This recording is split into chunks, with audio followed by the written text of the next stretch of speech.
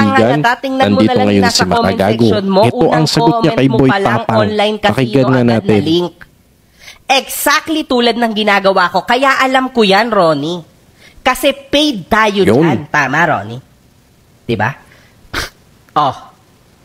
Paid tayo dyan eh. Paid ka dyan, paid din ako eh. Parehas kung matatanong tayo, nyo sino si Ronnie, diba? Si Boy Tapang yun, mga kaibigan. Pag inilabas mo yung screenshots, gusto ko ilabas mo din yung mga screenshot ng mga pa-Gcash ko sa inyo.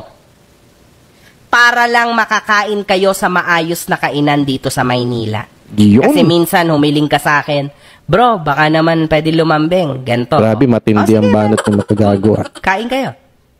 Sarili kong bulsa yon. Wala na nga akong kinita sa putang inang event.